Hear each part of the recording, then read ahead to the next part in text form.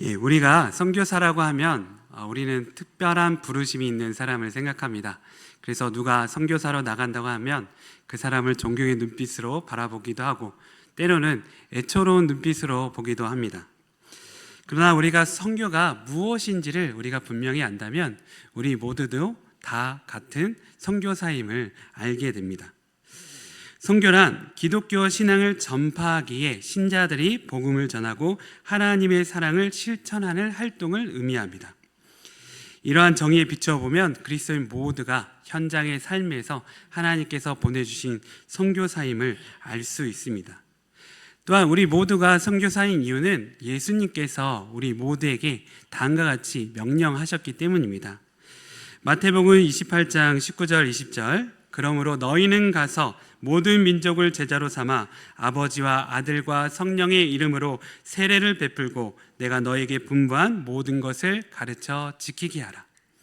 또 예수님은 우리에게 이 땅에 증인이 되라고 하셨습니다. 사도행전 1장 8절에서 오직 성령이 너에게 임하시면 너희가 권능을 받고 예루살렘과 온 유대와 사마리아 땅끝까지 이르러 내 증인이 되리라. 그리고 복음을 전파하라고도 말씀하셨습니다. 너희는 온 천하에 다니며 만민에게 복음을 전파하라. 그래서 예수님의 제자들은 열심히 선교의 활동을 감당하였습니다. 주님께서 명하신 땅끝을 향하여 열심히 전진해 나갔습니다. 그래서 제자 중 가장 의심 많은 도마는 심지어 인도까지 가서 복음을 전하다가 순교하였습니다. 또한 바울 사도는 지금까지 모든 선교사들 중에 최고의 선교사라고 사람들이 생각할 정도로 열심히 선교의 사명을 감당하였습니다. 이렇게 제자들이 선교의 사명을 정말 최선을 다해 감당한 이유는 무엇입니까? 주님께서 직접 명령하셨기 때문입니다. 사실 제가 이렇게 선교위원회 헌신 예배 설교자로 설 줄은 생각하지 못했습니다. 그리고 이렇게 서게 된다고 하니까 사실 마음의 부담이 참 많이 되었습니다. 왜냐하면 사실 저는 선교 사역과 그닥 큰 인연이 없었기 때문입니다. 특별한 일을 감당하거나 또한 그런 경험이 없었기 때문에 어떻게 내가 선교위원회 헌신예배 설교를 할 수 있지? 이런 부담이 있었습니다. 그런데 말씀을 준비하면서 하나님께서 어떠한 마음을 주시냐면 우리 모두 다 선교사라는 이런 마음을 주셨습니다. 사실 전에도 알고 있었지만 이렇게 말씀을 준비하면서 더 깊이 생각할 수 있었던 시간이었습니다. 왜 우리 모두는 선교의 사명을 가진 것일까요? 그것은 하나님의 구속의 사역과 구속사와 관련이 있습니다. 이 세상은 어떻습니까? 여러분이 보시는 세상은 어떻습니까? 많은 문제가 있죠. 그리고 이렇게 많은 문제가 있는 이유에 대해서 바울 사도는 이렇게 말하고 있습니다. 피조물이 허무한데 굴복하는 것은 자기 뜻이 아니요 오직 굴복하게 하시는 이로 말미암이라. 그 바라는 것은 피조물도 썩어짐에 종로를 하는 데서 해방되어 하나님 자녀들의 영광의 자유에 이르는 것이니라. 피조물이 다 이제까지 함께 탄식하며 함께 고통을 겪고 있는 것을 우리가 아느니라. 왜 이 세상이 고통을 겪고 있습니까? 사람들의 죄로 인하여 하나님께서 창조하신 이 세상이 망가지고 파괴되었기 때문입니다. 그런데 이런 세상을 하나님께서 그냥 두시지 않았습니다. 이 세상을 사랑하사 누구를 보내셨습니까? 바로 예수 그리스도를 보내셨습니다. 그리고 예수 그리스도를 통하여서 이 세상을 멸망하지 않고 영생을 얻도록 하셨습니다. 하나님은 지금 이 시간에도 이 일을 하고 계십니다. 하나님은 한시도 쉬지 않고 이 일을 하고 계십니다. 그런데 이 일을 누구를 통해 이루어 가십니까? 바로 예수님을 믿은 우리들을 통해서 이 일을 이루어 가고 계십니다. 에베소서 2장 10절 우리는 그가 만드신 바라 그리스도 예수 안에서 선한 일을 위하여 지으심을 받은 자니 이 일은 하나님이 전에 예비하사 우리로 그 가운데서 행하게 하려 하심이라. 예수님을 믿어 구원받는 자는 누구든지 하나님의 선교를 실행하는 자가 되어야 합니다. 또 이것을 잘 보여주는 사람이 있으니 오늘 말씀의 주인공 바로 사마리아 여인입니다. 그녀는 예수님을 메시아로 믿는 그 순간부터 사람들에게 예수님을 전하는 훌륭한 선교사가 되었습니다. 오늘 말씀에서 보면 예수님이 이렇게 제자들에게 말씀하십니다. 35절입니다. 너희는 넉 달이 지나야 추수할 때가 이르겠다 하지 아니하느냐? 그러나 나는 너에게 이르노니 너희 눈을 들어 밭을 보라. 희어져 추수하게 되었도다. 들의 곡식은 넉 달이 지나야 추수할 때가 이르렀다는 것을 사람들이 알고 있었습니다. 그런데 예수님은 사람들의 영혼을 추수할 때가 이르렀다. 바로 지금이다. 그래서 이 영혼을 추수하기 위해서 하나님의 복음을 전해야 된다라고 말씀하셨습니다. 영혼을 추수할 선교사가 필요하다고 말씀하셨습니다. 그런데 안타깝게도 제자들 그 누구도 사마리아인들에게 복음을 전하지 않았습니다. 아마 유대인들이 멸시하는 사마리아인이었기 때문이었을 것입니다. 그런데 그 순간 누가 복음을 열심히 전하고 있습니까? 바로 사마리아 여인이었습니다. 39절 여자의 말이 내가 행한 모든 것을 그가 내게 말하였도다. 증언함으로 그 동네 중에 많은 사마리아인이 예수를 믿는지라. 우리는 이 사마리아 여인이 누구인지를 잘 알고 있습니다. 사마리아 여인은 어떤 사람입니까? 결혼을 몇 번이나 했죠? 몇 번이나 했죠? 퀴즈입니다. 예. 5번 이상 한 겁니다. 5번 남자와 결혼했지만 결혼 생활을 제대로 유지하지 못하고 지금 또 다른 남자와 함께 살지만 그 남자는 사실은 합법적인 남편이 아니었습니다.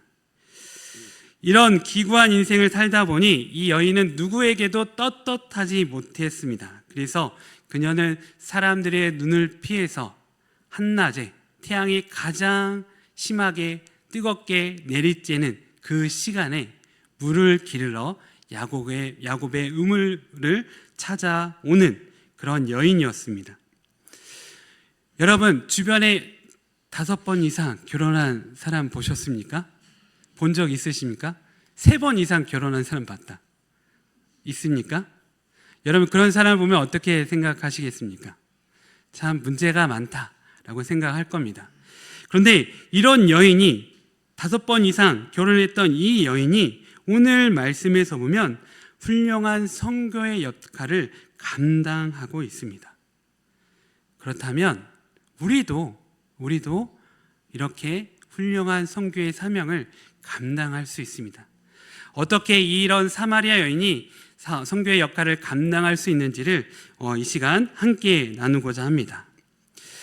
첫 번째, 우리가 어떻게 훌륭한 선교의 사명을 감당할 수 있느냐? 예수님을 만나야 합니다. 나는 예수님을 만난 선교사가 되어야 합니다. 사람들이 충분히 손가락질 할 만한 이 여인이 어떻게 많은 사람들을 전도할 수 있었습니까? 단 한 가지 사건 때문이었습니다. 바로 예수님을 만났기 때문입니다. 우리가 살아가는 세상, 가정이나 직장이나 또 학교, 또 지역사회에서 선교의 사역을 감당하기 위해서는 반드시 누구를 만나야 합니까? 예수님을 만나야 합니다. 여기서 중요한 사실은 이 여인이 예수님을 만나기 위해 노력하지 않았다는 것입니다. 어떤 애씀이나 노력이 성경에서는 나오지 않습니다. 그런데 이 여인이 예수님을 우연히 만난 것 같지만 우연이 아님을 우리는 말씀을 통해서 확인할 수 있습니다. 요한복음 4장 6절 말씀입니다. 거기 또 야곱의 우물이 있더라. 예수께서 길 가시다가 피곤하여 우물 곁에 그대로 앉으시니 때가 6시쯤 되었더라. 말씀에서 보면 예수님이 피곤하여서 우연하게 야곱의 우물에 머문 것 같이 우리는 생각할 수 있습니다. 하지만 분명한 것은 예수님께서 그 여인, 사마리아 여인이 이곳을 매일 찾아온다는 사실과 그 시간 6시의 시간에 오신다는 것을 알고 계셨다는 것입니다. 이 6시라는 시간은 지금 우리의 시간으로 따지면 낮 12시를 말합니다. 예수님은 사람들의 눈을 피해 물을 들어오는 여인을 만나기 위해서 이곳을 찾아오셨습니다.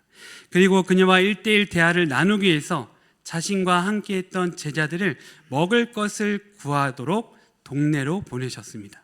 그리고 이 여인과 1대1로 만나게 되었고, 또 예수님께서 먼저 이 여인에게 말을 거십니다.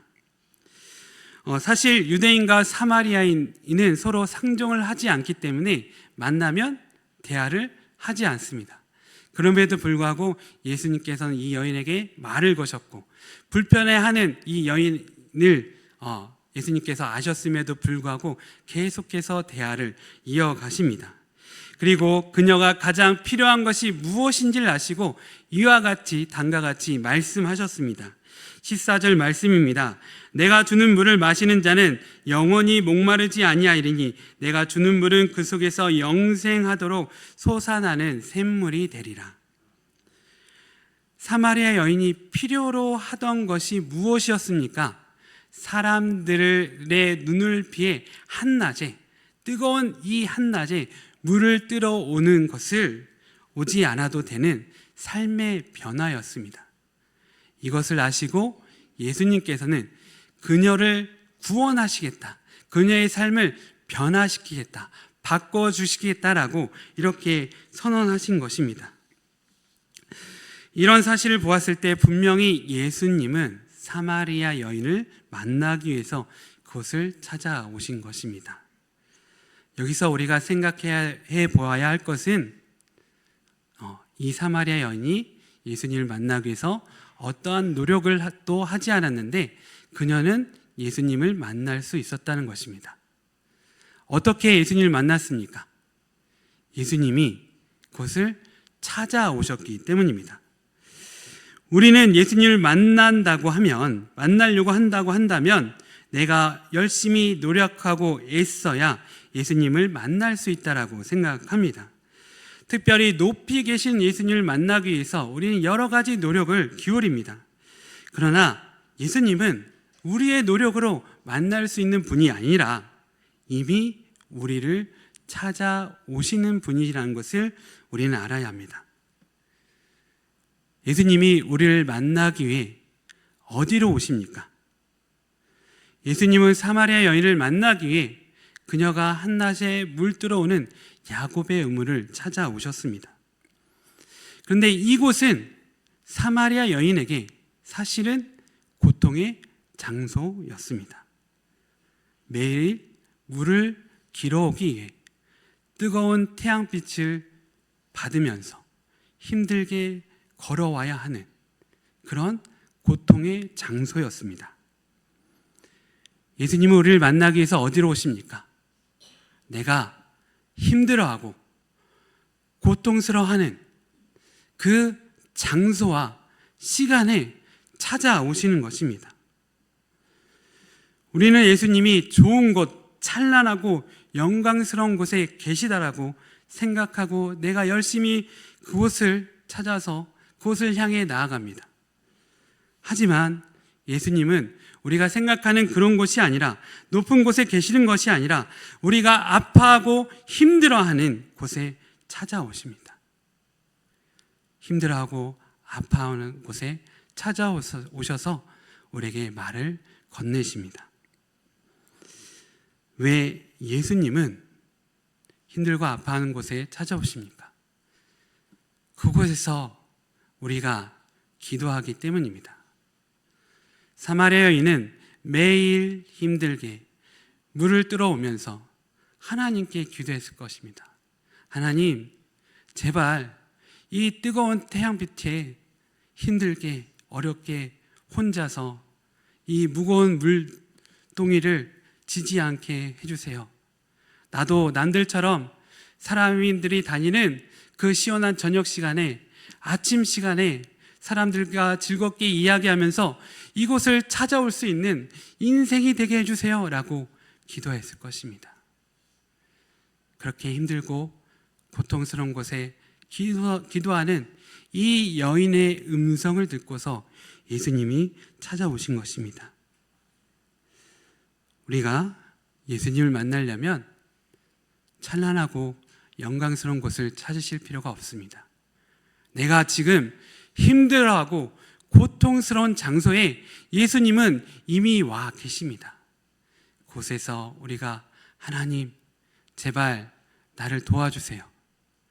나를 구원해 주세요. 내 삶을 바꿔주세요. 하나님, 나는 이렇게 죽도록 노력하는데 왜 아직도 힘들고 어렵고 고통스럽습니까? 그 기도하는 장소에서 우리는 예수님을 만날 수 있습니다. 그리고 그런 곳에서 우리는 영원히 목마르지 않는 영생의 샘물을 주시는 예수님을 만나게 됩니다. 그리고 그런 예수님을 만나면 우리는 자연스럽게 예수님을 전하는 선교사가 되는 것입니다. 우리의 고통에서 건져내 주신 주님을 만났을 때 그 주님을 당연히 다른 사람들에게 전하지 않겠습니까? 그러기에 우리가 선교사가 되기 위해서는 반드시 예수님을 만나야 합니다. 두 번째, 우리가 선교사가 되기 위해서는 회개한 선교사가 되어야 합니다. 우리는 우리의 죄를 회개함으로 훌륭한 선교사가 될 수 있습니다. 사마리아 여인은 남자를 갈구했습니다. 결혼을 통해 행복한 삶을 살 수 있다라고 생각했습니다. 그래서 6번이나 결혼하고 헤어지는 일을 반복했습니다. 예수님은 그런 그녀의 죄를 지적하십니다. 그리고 이 지적을 받은 여인은 그런 삶을 살지 않기에 예수님께 진정한 예배를 어떻게 드려야 하는지 질문합니다. 여기서 어떤 분은 이 말을 들으면 이 여인은 여기서 눈물을 흘리고 회개한 적이 없는데 왜 회개했다고 하지? 라고 이렇게 반문하시는 분도 계실 것입니다. 그렇다면 제가 질문하겠습니다. 그렇다면 이후에 사마리아 여인은 여전히 똑같은 삶을 살았을까요? 계속해서 남자와 결혼하고 헤어지는 그런 삶을 살았을까요? 그렇지 않았을 것입니다. 왜냐하면 오늘의 이 말씀은 많은 그리스도인들이 있고 은혜를 받기 때문입니다. 그녀가 변화되지 않았다면, 그녀가 회개하지 않았다면 사람들은 이 말씀을 통해 은혜도 받지 못했을 것이고 삶의 변화를 가져오는 하나님의 교훈을 얻지도 못했을 것입니다. 특히 요한 사도가 이 일을 기록할 때 그녀와 함께 살았던 많은 그리스도인들이 이 말씀을 보았을 것입니다. 그녀가 변화되지 않았다면 변화되지 않는 그녀를 보고서 그 같이 동시대를 살았던 그리스도인들이 은혜를 받았을까요? 은혜를 받지 못했다면 이 사건은 절대 우리에게 전해질 수 없습니다. 이 말씀에 있는 모든 사람들마다 은혜를 받았기 때문에 지금 우리에게도 이 말씀이 전해지는 것입니다. 그녀는 예수님의 말씀을 듣고 회개하였습니다. 회개함으로 사마리아 여인은 사람들의 눈을 피하는 부끄러운 삶이 아니라 누구 앞에서도 당당하게 설 수 있는 순결한 여인이 되었습니다. 그녀는 더 이상 숨어 다니지 않습니다. 예수님의 사랑을 알고 많은 사람들 앞에 서서 당당하게 하나님의 말씀을 전하였습니다.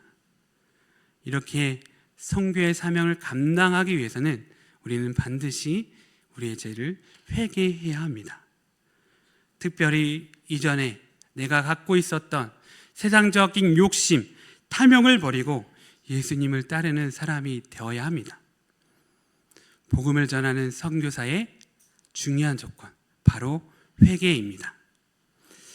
세 번째로 예배하는 선교사가 되어야 합니다. 사마리아 여인의 인생의 가장 큰 문제는 무엇이었습니까? 결혼이었습니다. 평탄하지 않는 결혼 생활로 이 여인은 사람들의 눈을 피하여 물을 뜨러 다녀야 했습니다. 이런 문제 해결을 위해 사마리아 여인은 예수님께 무엇을 질문하고 있습니까? 진정한 예배가 무엇입니까? 하나님께서 받으시는 예배가 무엇입니까? 하나님께서 받으신 예배를 드림으로 내 삶을 하나님께서 변화시켜 주실 것입니다. 라고 이렇게 질문했습니다. 예수님은 그 질문에 이렇게 대답하십니다. 예수께서 이르시되 여자여 내 말을 믿으라. 이 산에서도 말고 예루살렘에서도 말고 너희가 아버지께 예배할 때가 이르리라. 진정한 예배는 너가 생각하는 장소의 문제가 아니란다. 형식의 문제가 아니란다. 진정한 예배는 바로 하나님께 드리는 예배여야 한다. 많은 사람들이 하나님께 예배를 드려야 한다고 하면 우리가 생각하는, 사람들이 생각하는 신을 생각하고 예배를 드립니다. 그런데 예수님은 이것이 잘못된 예배라고 지적하시면서 인격적인 하나님 아버지께 예배를 드려야 한다고 말씀하십니다. 예수님을 믿어 구원받으면 우린 하나님의 자녀로 거듭나게 됩니다. 이를 통해 우리는 하나님 아버지께 예배 드리는 자녀가 되는 것입니다. 이전의 예배가 왜 허공을 치는 것과 같습니까?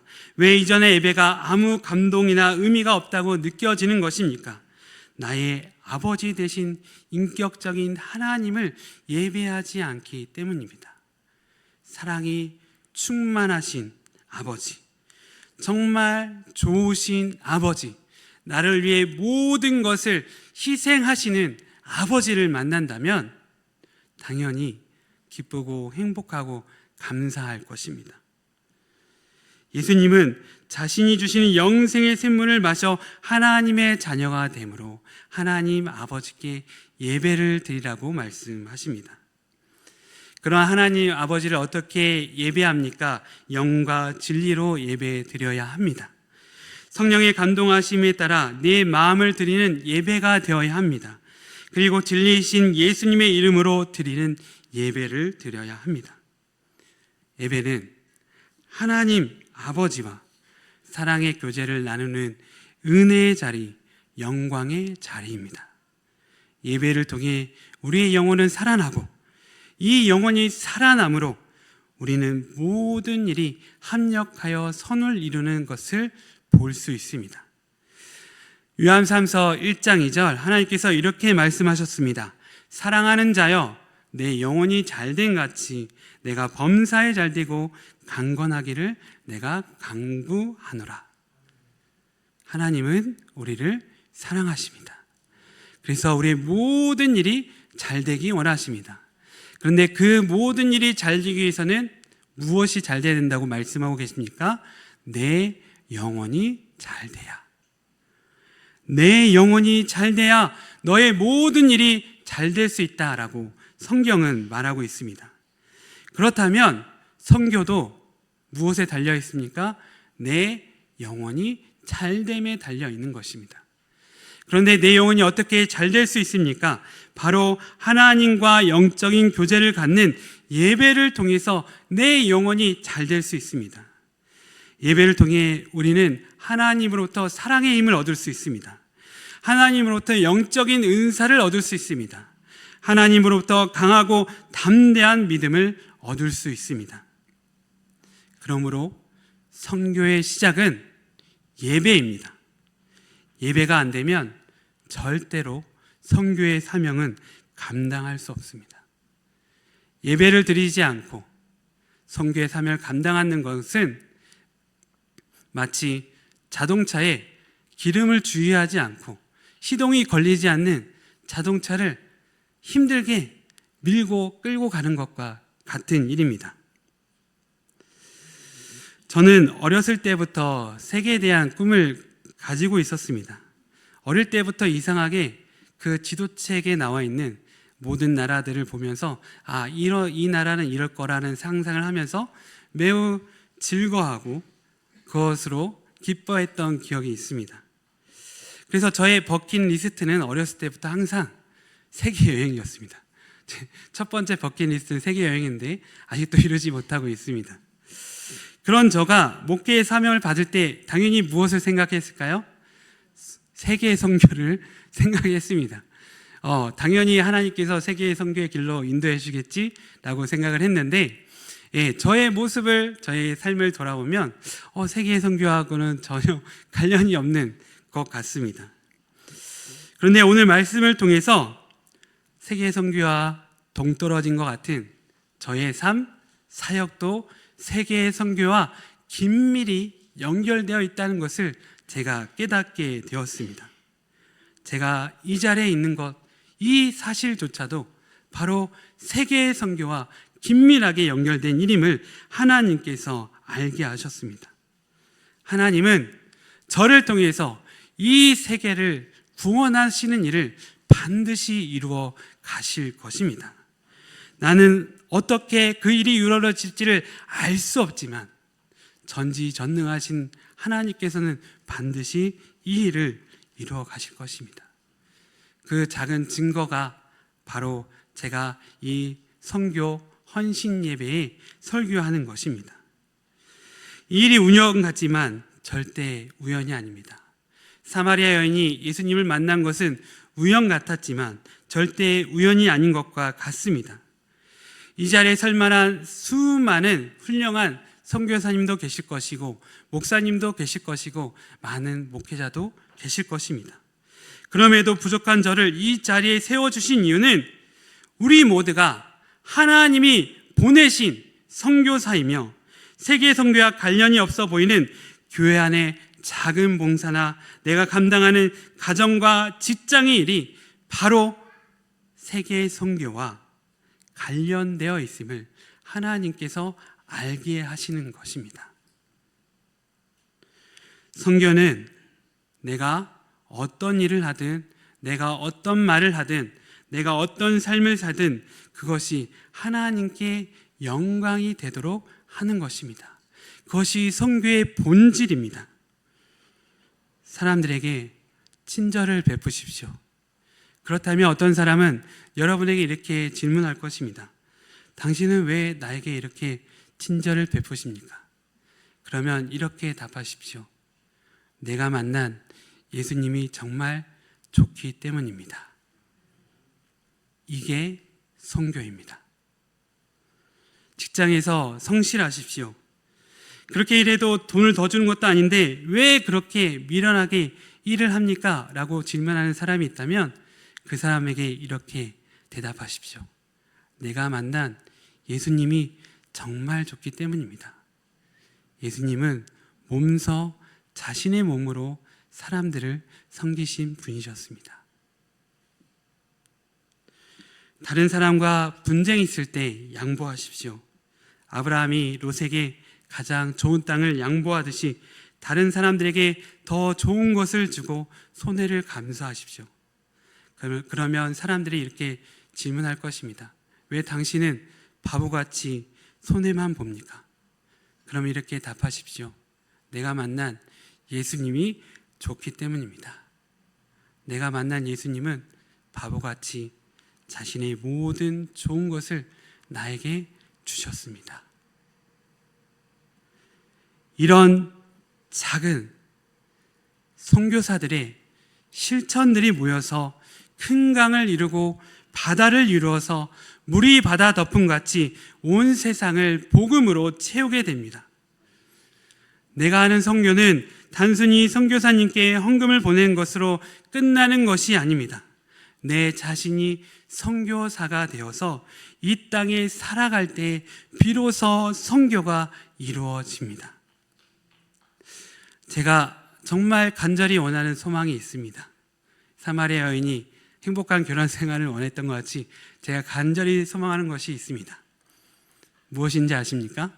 바로 설교를 잘하는 겁니다. 설교를 잘하기 위해서 여러 가지 고민도 해보고 책도 읽어보고 하다가 하나님께서 깨닫게 해주신 것이 있습니다. 좋은 설교는 설교자가 자신이 전하는 말씀으로 뜨거워지는 것입니다. 열은 높은 데서 낮은 데로, 또 물도 높은 데서 낮은 데로 흘러갑니다. 마찬가지로 설교자가 말씀으로 뜨거워지면 자연스럽게 말씀의 은혜가 흘러간다는 것을 하나님께서 알게 하셨습니다. 그렇다면 우리가 선교의 사명을 감당하기 위해서는 우리도 뜨거워져야 합니다. 어떻게 뜨거워질 수 있습니까?